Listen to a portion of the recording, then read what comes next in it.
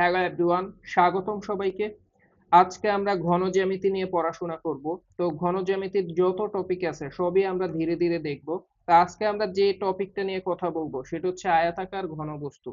তা আপনি যদি শেষ পর্যন্ত থাকেন, এই টপিকের যত টাইপের কোশ্চেন আছে সবই আপনি সলভ করতে পারবেন।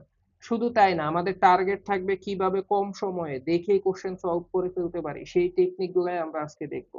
তো যাই হোক, চলেন আমরা শুরু করি। তো একদম শুরুতে আমরা আয়তাকার ঘনবস্তুর কনসেপ্ট নিয়ে আলোচনা করব। তো আয়ত বলতে আমরা কি বুঝি? আয়ত মানে হচ্ছে এমন একটা শেপ যেটার হচ্ছে দৈর্ঘ্য এবং প্রস্থ থাকে, তাই না? তো এখন দৈর্ঘ্য প্রস্থের সাথে যদি নতুন একটা মাত্রা অর্থাৎ উচ্চতা যদি যুক্ত হয়, তখন সেটা ঘনবস্তুতে পরিণত হয়। মানে ঘনবস্তু হচ্ছে এমন একটা আয়তাকার শেপ যেটা দৈর্ঘ্য, প্রস্থ এবং উচ্চতা তিনটাই থাকবে। তো যেহেতু এখন নতুন করে উচ্চতা থাকবে, তার মানে ঘনবস্তুর আয়তন থাকবে। তা আয়তন জিনিসটা কি হবে? আয়তনকে আমি যদি ভি দিয়ে প্রকাশ করি, ভলিউম, সেই ক্ষেত্রে আয়তনের ফর্মুলাটা হবে, আমি যদি এটাকে দৈর্ঘ্যটাকে এ বলি, প্রস্থটাকে বি বলি এবং উচ্চতা যদি সি হয়, জাস্ট এই তিনটা গুণ করলে আমি আয়তন পেয়ে যাব। অর্থাৎ আয়তন হবে এ বি সি। মানে হচ্ছে দৈর্ঘ্য, প্রস্থ এবং উচ্চতা এই তিনটা গুণ করলে আয়তন পাওয়া যাবে। শেষ। এখন এই যে ঘনবস্তুটা, এটার কিন্তু তল থাকবে অনেকগুলা। সাপোজ এখানে কিন্তু একটা তল দেখা যাচ্ছে, এই যে একটা তল। আবার এটার বিপরীত এখানে একটা তল আছে, আবার এই পাশে একটা তল আছে, আবার এই পাশে আছে, আবার উপরে আছে, নিচে আছে। সব মিলে একটা ঘনবস্তুর 6টা তল থাকে। এটাও কিন্তু পরীক্ষায় আসে যে কয়টা তল থাকে, উত্তর হচ্ছে 6টা। তো সবগুলা তলের আবার ক্ষেত্রফল বের করতে বলে। তো সেই ক্ষেত্রফলটাকে বলা হয় সমগ্র তলের ক্ষেত্রফল। সাপোজ আমি যদি শুধু এইটুক তলের ক্ষেত্রফল বের করি, আমরা তো জানি এটা কিন্তু একটা আয়ত হয়ে যাচ্ছে। আয়তর ক্ষেত্রফল হচ্ছে দৈর্ঘ্য গুণ প্রস্থ। অর্থাৎ এখানে দৈর্ঘ্যটা যদি এ হয় এবং প্রস্থটা যদি সি হয়, সেই ক্ষেত্রে ক্ষেত্রফল পাবো এসি। তো এরকম একটা ক্ষেত্রফল কিন্তু এখানেও আছে, মানে একই সাইজের। তার মানে এরকম তল দুইটা আছে। আবার এই পাশে খেয়াল করেন, এখানে কিন্তু একটা আয়ত আছে এবং এখানে একটা দৈর্ঘ্য যদি আমি বি ধরি আর একটা যদি সি ধরি, এখানেও আমি একটা ক্ষেত্রফল পাবো, সেটা হবে বিসি। এবং এটার অনুরূপ এখানেও কিন্তু একটা তল আছে। শুধু তাই না, আমি নিচের এই যে ক্ষেত্রফলটা আছে, এখানে দৈর্ঘ্যটা যদি এ হয়, প্রস্থ যদি বি হয়, এই ক্ষেত্রফলটা এবি হবে। আবার এই ক্ষেত্রফলটা কিন্তু উপরও আছে। তো সব মিলে সমগ্র তলের যে ক্ষেত্রফল, সেটার যে ফর্মুলাটা হবে সেটা যদি আমি লিখি, সমগ্র তলের ক্ষেত্রফল, মানে সবগুলা জাস্ট যোগ করে দিলে যেহেতু 6টা তল, তাহলে এটা আমি এইভাবে লিখতে পারি, 2 * AB plus BC plus AC. মানে যেই তলগুলো আছে, এখানে একটা ক্ষেত্রফল, আরেকটা ক্ষেত্রফল, আরেকটা ক্ষেত্রফল, সব মিলে 3টা পাইছি। আবার সবগুলা যেহেতু দুইটা দুইটা করে থাকে, সাপোজ এখানকার যে তলটা, সেই তলটা কিন্তু এখানেও আছে। তো যেহেতু সবগুলা এরকম দুইটা দুইটা থাকে, এজন্য সবাইকে আবার 2 দিয়ে গুণ করে দিছি, সব মিলে আমি 6টা পেয়ে গেছি। তো যখনই সমগ্র তলের ক্ষেত্রফল বলবে, আমি এই ফর্মুলাটা ইউজ করব। আরেকটা ফর্মুলা বাকি আছে, সেটা হচ্ছে ঘনবস্তুর কর্ণ বের করতে বলে। সাপোজ এই যে কর্ণ, এখানে একটা কর্ণ আছে, তাহলে কর্ণের দৈর্ঘ্যটা কি হবে? কর্ণের দৈর্ঘ্যটা আমি সাপোজ যদি এল দিয়ে প্রকাশ করি, জাস্ট নর্মালি কি হবে, দৈর্ঘ্যটা যদি এ হয় তাহলে লিখবো এ স্কোয়ার, প্রস্থ বি হয়ে লিখবো বি স্কোয়ার, উচ্চতা সি হয়ে সি স্কোয়ার। মানে যেই তিনটা মাত্রা আছে সেগুলা বর্গ করে, যোগ করে, রুট করে দিলে আমি কর্ণের ক্ষেত্র দৈর্ঘ্যটা পেয়ে যাব। আর শুধু যদি আমাকে তলের কর্ণের দৈর্ঘ্য বলে, যেমন এই যে তলটা, ঠিক আছে, এটারও কিন্তু একটা কর্ণ আছে। এই কর্ণ আর এই কর্ণ কিন্তু এক না, ঠিক আছে। এখানকার যে কর্ণটা আছে, সেটার জাস্ট এখানে দৈর্ঘ্য যদি এ হয়, প্রস্থ যদি সি হয়, তাহলে জাস্ট কর্ণ পিথাগোরাস অনুযায়ী এ স্কোয়ার প্লাস সি স্কোয়ার হবে। শুধু তাই না, এখানেও একটা কর্ণ আছে, সেটা কি হবে, এখানে যেহেতু বি এবং সি আছে, তখন কর্ণটা হবে B square plus C square. এগুলা খুব একটা জানতে চায় না, যখনই কর্ণ মিন করে সেটা একদম সবগুলার কর্ণ মিন করে, মানে পুরো ঘনবস্তুটার একটা কর্ণ থাকে। অথবা দুই পাশ থেকে দুইটা থাকে, দুটো অবশ্য সেমই হয়। তো যখনই কর্ণের ক্ষেত্রফল বলবে, আমি বুঝবো যে সেটা ঘনবস্তুর কর্ণের ক্ষেত্রফলটা বলছে। তো এই তিনটা জিনিস যদি আমি জানি, ঠিক আছে, একটা হচ্ছে আয়তন, আরেকটা হচ্ছে সমগ্র ত্বকের ক্ষেত্রফল, আরেকটা হচ্ছে কর্ণের দৈর্ঘ্য। এই তিনটা জানলে ম্যাক্সিমাম ম্যাথ করে ফেলা যায়। সাপোজ এই যে এখানে একটা কোশ্চেন, এখানে বলছে আয়তাকার ঘনবস্তুর তল কয়টি। তো একটু আগে আমি শিখলাম তল কিন্তু 6টা, এটা নিয়ে খুব একটা কথা নাই। পরের কোশ্চেনটা খেয়াল করি, বলছে যে ঘনবস্তুর উপরিভাগটা কি নির্দেশ করে?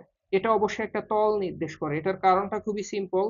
ঘনবস্তুর উপরিভাগ বলতে আসলে কি বুঝাইছে? এই যে এটা যদি একটা ঘনবস্তু হয়, এই যে এটা হচ্ছে উপরিভাগ, মানে একদম উপরে আছে। তো এটা কিন্তু একটা তল, টু ডাইমেনশনাল একটা তল, ঠিক আছে? শুধু এইটা না, যদি বলতো নিচেরটা কি মিন করে বা নিচের ভাগটা কি মিন করে, সেটাও কিন্তু একটা তল হইতো। যদি বলতো পাশের ভাগটা কি মিন করে, সেটাও তল হইতো। উপরেরটা কি মিন করে সেটাও তল। মানে এই কোশ্চেনটা অনেক ভাবে করতে পারে। সাপোজ পরের কোশ্চেনটা, তলের মাত্রা কয়টা? তলের মাত্রা অবশ্যই দুইটা। এই যে যে কোনো একটা তল, সাপোজ এই তলটা মিন করলাম, এই তলটার ক্ষেত্রফল বা এটার মাত্রা কিন্তু দুইটা, মানে জাস্ট দৈর্ঘ্য এবং প্রস্থ। এখানে কিন্তু উচ্চতা থাকবে না। যে কোনো তল, সাপোজ উপরেরটা যদি মিন করি, জাস্ট দৈর্ঘ্য প্রস্থ। তলের মাত্রা সবসময় দুই হয়। আচ্ছা, এরপরে হচ্ছে আয়তাকার ঘনবস্তুটার আয়তন কি হবে? তো এটা তো একদম আমরা প্রথমেই শিখলাম, যদি একটা আয়তাকার ঘনবস্তুর দৈর্ঘ্য এ হয়, প্রস্থ বি হয়, উচ্চতা সি হয়, সেই ক্ষেত্রে জাস্ট তিনটা গুণ করলেই হয়।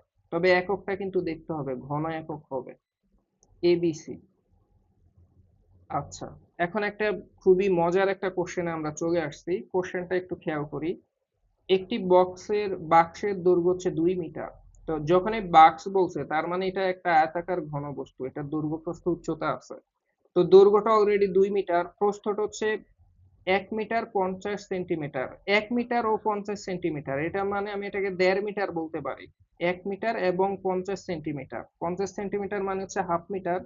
তো সব মিলে আমি সাপোজ দৈর্ঘ্যটা যদি 2 মিটার বলি, প্রস্থটা আমি ধরলাম হচ্ছে 1.5 মিটার, তার মানে 1.5 মিটার, ঠিক আছে? এরপরে উচ্চতা দেওয়া আছে, উচ্চতা হচ্ছে 1 মিটার, সাপোজ এটা সি ধরলাম 1 মিটার। তো সব মিলে আমার কাছে আয়তনটা জানতে চাইছে। তো আয়তন মানে হচ্ছে এই তিনটা গুণ করলেই হবে। তো 1.5 সেটাকে মানে 1.5, ঠিক আছে? 1.5 কে 2 দিয়ে গুণ করলে অবশ্যই 3 হবে। 3 কে আবার 1 দিয়ে গুণ করলে 3 হবে। তাহলে 3 ঘনমিটার, এটাই আমাদের কাঙ্ক্ষিত অ্যান্সার। আচ্ছা, আরেকটা কোশ্চেন চলে আসছে। এই কোশ্চেনটা বলছে যে একটি বাক্সের দৈর্ঘ্য হচ্ছে 5 সেন্টিমিটার, প্রস্থ হচ্ছে 4 সেন্টিমিটার, এবং আয়তন দিয়ে দিছে, আয়তন হচ্ছে 40 ঘন সেন্টিমিটার। তাহলে উচ্চতা কত হবে? তো এই ম্যাথটা ডিটেলসে না করে শর্টকাটে করা যায়। সাপোজ আমি তো জানি যে আয়তন কিভাবে বের করে। আয়তন বের করে হচ্ছে দৈর্ঘ্য, প্রস্থ এবং উচ্চতা গুণ করতে হয়। তা আমার এখানে কিন্তু আয়তনটা দিয়ে দিছে। তো সাপোজ দৈর্ঘ্য, প্রস্থ, উচ্চতা আমি একটু গুণ করার চেষ্টা করি। সাপোজ এখানে দৈর্ঘ্য হচ্ছে 5, প্রস্থ হচ্ছে 4, এই দুটা গুণ করলে কত হবে? 4 × 5 মানে কত? 20। কিন্তু আয়তনটা কত? 40। তো 20-এর সাথে কত গুণ করলে সেটা 40 হয়ে যাবে? উত্তর হচ্ছে 20-এর সাথে 2 গুণ করলে 20 দুগুণা 40। তার মানে উচ্চতা অবশ্যই 2 হবে। এইভাবে কিন্তু শর্টকাটে করে ফেলা সম্ভব। এই কোশ্চেনটা খুবই ইন্টারেস্টিং। এখানে একটি বইয়ের দৈর্ঘ্য দিয়ে দিছে, প্রস্থ দিয়ে দিছে। শুধু তাই না, বইয়ের পৃষ্ঠা সংখ্যা হচ্ছে 200টা, এবং প্রতিটি পাতার পুরুত্ব, আপাতত পুরুত্বকে আমি উচ্চতা ভাবতে পারি, মানে প্রতিটি পাতার উচ্চতা হচ্ছে 0.1 মিলিমিটার। তাহলে বইটির আয়তন কত হবে? তো একটা মজার বিষয় হচ্ছে এখানে দৈর্ঘ্যটা সেন্টিমিটার, প্রস্থটাও সেন্টিমিটারে আছে, এবং অপশনগুলো কিন্তু ঘন সেন্টিমিটার। সেই ক্ষেত্রে এই যে পুরুত্বটা মিলিমিটার, এটাকে অবশ্যই সেন্টিমিটারে নিয়ে গেলে সুবিধা পাবো। তো সেই জন্য আমি লিখে রাখছি 10 মিলিমিটার সমান হচ্ছে 1 সেন্টিমিটার। তার মানে মিলিমিটারকে আমি যদি 10 দিয়ে ভাগ করি, তাহলে আমি সেন্টিমিটার পেয়ে যাব। তো এটা নিয়ে কোনো প্যারা নাই। কিন্তু এখানে একটা মজার বিষয় আছে, মজার বিষয়টা হচ্ছে এখানে। সেটা হচ্ছে বইয়ের পৃষ্ঠা সংখ্যা হচ্ছে 200টা। তা আমরা পৃষ্ঠা সংখ্যা 200টা দেখলে যেটা ভাবি, যে একটা পাতার পুরুত্ব যেহেতু 0.1, তাকে 200টার মনে হয় 200 দিয়ে গুণ করলেই হবে। এটা কিন্তু ভুল। বইয়ের পাতা যদি 200টা হয়, তাহলে পৃষ্ঠা কিন্তু হবে 100টা। বইয়ের পাতা যদি হয় 200টা, পৃষ্ঠা পৃষ্ঠা যদি হয় 200টা, মজার বিষয়, পৃষ্ঠা 200টা হলে পাতা হবে কয়টা? পাতা হবে 100টা। এটা কেন? কারণ আমরা জানি একটা পাতার কি দুইটা পৃষ্ঠা থাকে না, মানে দুইটা পার্ট থাকে, একটা হলো এই পাশ আর একটা ওই পাশ, মানে দুইটা মিলেই কিন্তু একটা পৃষ্ঠা হয়। দুইটা পৃষ্ঠা মিলে একটা পাতা হয়। এই জন্য এখানে 200 পৃষ্ঠার একটা বই, কিন্তু পাতা আছে 100টা। আশা করি এটা বুঝতে পারছি। তার মানে টোটাল উচ্চতার তাকে কিন্তু আমার 100 দিয়ে গুণ করতে হবে, 200 দিয়ে গুণ করলে কিন্তু হবে না। তো এখন কিন্তু ম্যাথটা করতে পারবো, কারণ কি এখানে আয়তন জানতে চাইছে। আয়তন মানে কি, দৈর্ঘ্য প্রস্থ এবং উচ্চতা গুণ করলেই হবে। তা আমি দৈর্ঘ্যটা জানি, সেটা হচ্ছে 25, আমি লিখলাম 25, প্রস্থ হচ্ছে 18, আর উচ্চতা কত লিখবো, পুরুত্ব 0.1। ওকে, 0.1, এটা মিলিমিটারে আছে, এটাকে 10 দিয়ে ভাগ করব, তাহলে এখন এটা সেন্টিমিটারে গেছে। কিন্তু এরকম পাতা পৃষ্ঠা আছে 200টা, মানে 100টা পাতা আছে এরকম, তাহলে এটাকে 100 দিয়ে গুণ করতে হবে। তো এখন এটা যেটা আসবে সেটাই কিন্তু অ্যান্সার। তো এটা খুবই মজার বিষয়। 10 দিয়ে যদি 100কে কাটি, সেই ক্ষেত্রে অ্যান্সার পাবো কত। সাপোজ আমি 10 দিয়ে 100কে কেটে ফেলি, ঠিক আছে, তাহলে এখানে 10 পাবো, ঠিক আছে। আবার এই যে 10, 10 দিয়ে যদি 0.1 কে গুণ করি, ঠিক আছে, তাকে কিন্তু 1 পাবো। তার মানে এই যে টোটাল ভ্যালুটা, এই যে এইটুক ভ্যালু, এটা কিন্তু ওভারঅল 1 আসছে। তার মানে 1 দিয়ে যা গুণ করব তাই অ্যান্সার, মানে এটার কোনো কাজ নাই। শুধু 25 এবং 18 গুণ করে যা হবে সেটাই অ্যান্সার। তো এটাও খুব ইজিলি হাতে কিভাবে করা যায় একটু দেখি। সাপোজ 25কে যদি আমি 20 দিয়ে গুণ করি, সাপোজ, মানে 25 ইন্টু 20, 20 না বলে ধরো আমি আপাতত ধরেন 2 ধরলাম, তাহলে 25 দুগুণে কত, 50। কিন্তু এখানে তো এটা আমি যদি 20 মনে করি, ঠিক আছে, এটা 20, তাহলে এটা 500 হয়ে যাবে। তো এটা অ্যান্সার 500 আসছে 20 দিয়ে গুণ করে, কিন্তু এটা তো 20 না, একটু কম হবে তাই না। 18 20 থেকে কত কম, 2 কম। তার মানে 25 দুগুণে 50, 50 কমাইতে হবে। মানে 500 থেকে আমি যদি 50 বাদ দিয়ে দেই, সেই ক্ষেত্রে আমি পাবো 450। তাকে 25 × 18, এটা মানে কিন্তু 450 হবে ঘন সেন্টিমিটার। এটাই আমার কাঙ্ক্ষিত অ্যান্সার। আচ্ছা, এখন আরেকটা কোশ্চেন। বলছে যে একটি আয়তাকার ঘনবস্তুর একটি তলের ক্ষেত্রফল 60 বর্গ সেন্টিমিটার, তাহলে এর বিপরীত তলের ক্ষেত্রফল কত হবে। এটা একটা মজার কোশ্চেন। বিপরীত তলের ক্ষেত্রফলটাও কিন্তু 60 হবে। কেন 60 হবে? সাপোজ এটা যদি একটা তল হয়, এটার ক্ষেত্রফল যদি 60 হয়, এটার বিপরীত তল বলতে কি বুঝাইছে? এটার বিপরীত তল কিন্তু এক্স্যাক্টলি এইটা, এই যে। এখন আমি তো জানি যে এই তলের মান যা, এটা কিন্তু সেম বিপরীত একই তল, মানে একই রকম ক্ষেত্রফল থাকবে। মানে এটার সাইজ যতটুকু, এই দিকের এটার সাইজও কিন্তু একই রকম। আবার এখানকার যে তলটা, এটার বিপরীতে এখানে যেটা আছে সেটা সাইজ কিন্তু একই হবে। আবার এখানে নিচে যে সাইজটা, যে একটা তল আছে, এটার উপরে যেটা আছে বিপরীত, একই সাইজের একই শেপের, মানে ক্ষেত্রফলটা একই হবে। এজন্য অ্যান্সার সেম আসছে। আচ্ছা, এখন আরেকটা কোশ্চেন।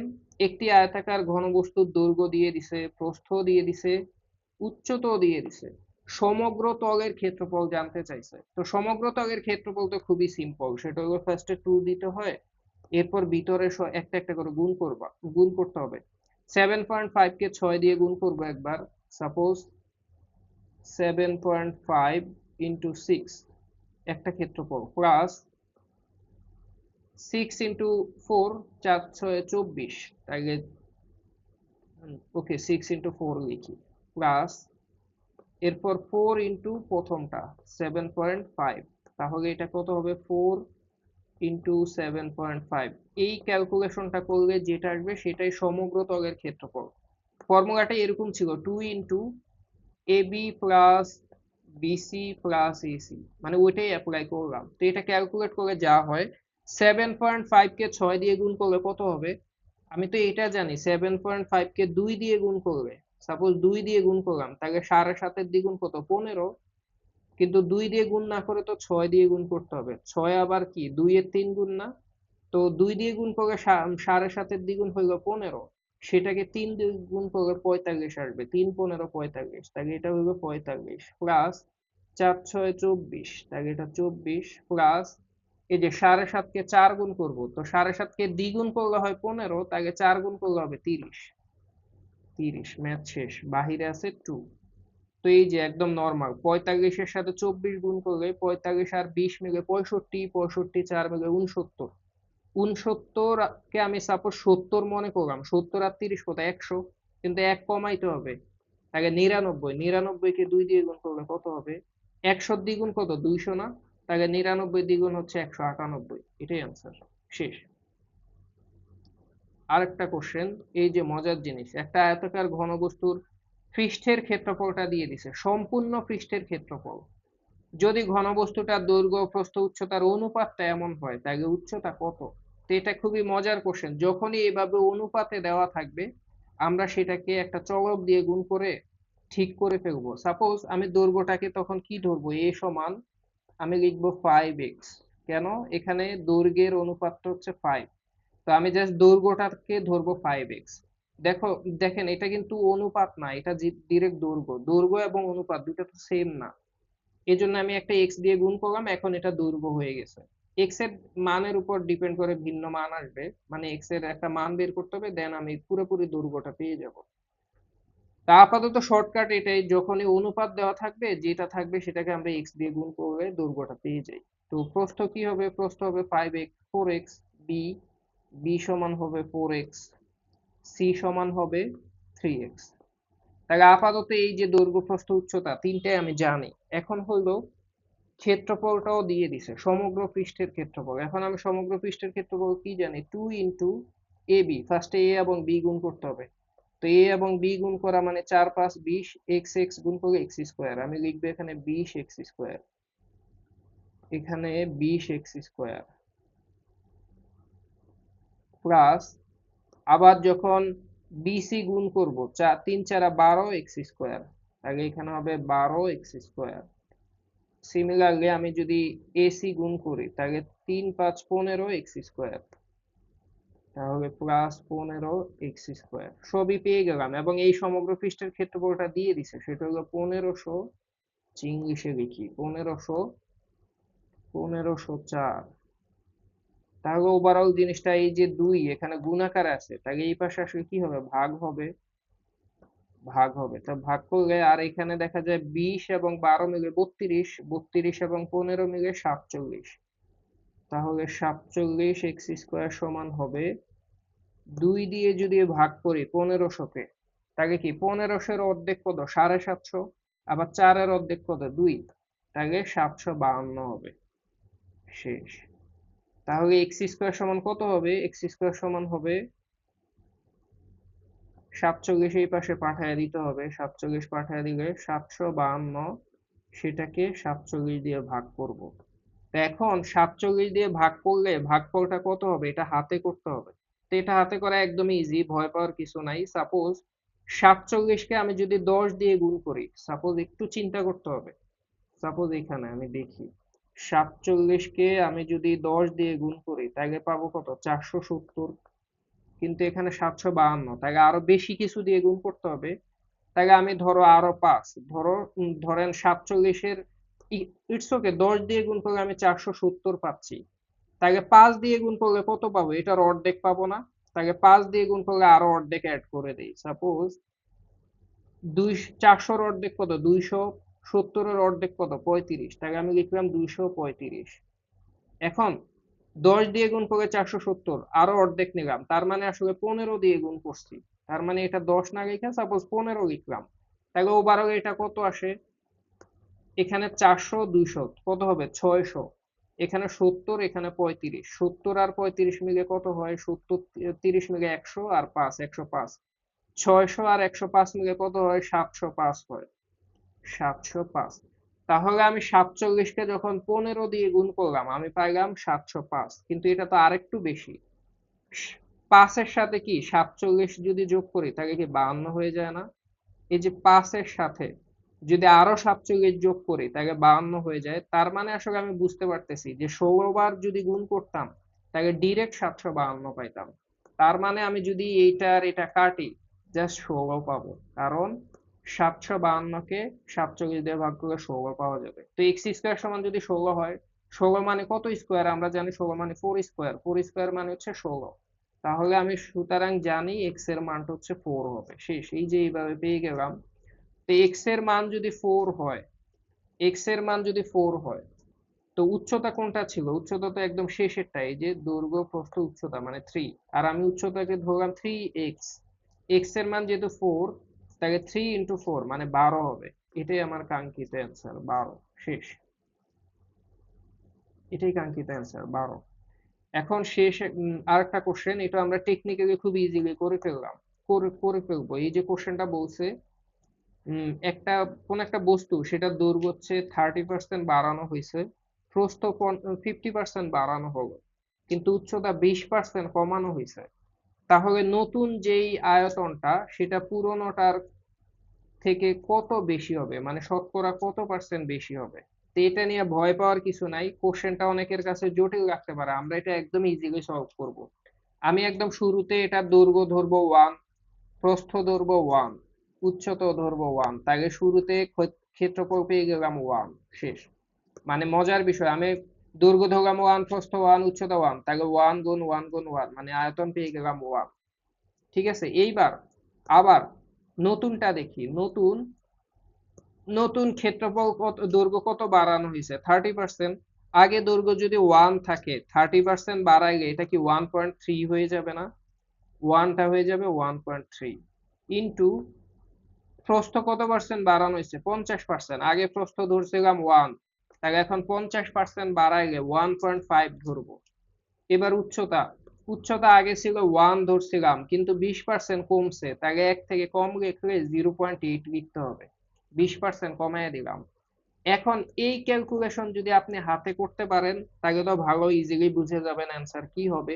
আর যদি হাতে করতে কষ্ট হয় সেই ক্ষেত্রে ভিন্ন একটা টেকনিক আছে, একটু ভিন্নভাবে এটা করা যাবে। যেমন মজার বিষয়, এই যে মজাটা হলো এই যে 1.3, এটাকে কিন্তু আমি লিখতে পারবো 13/10। 13কে 10 দিয়ে ভাগ করে কিন্তু 1.3 পাওয়া যাবে। কিন্তু এখানে যে 1.5, এটাকে আমি লিখবো 15/10।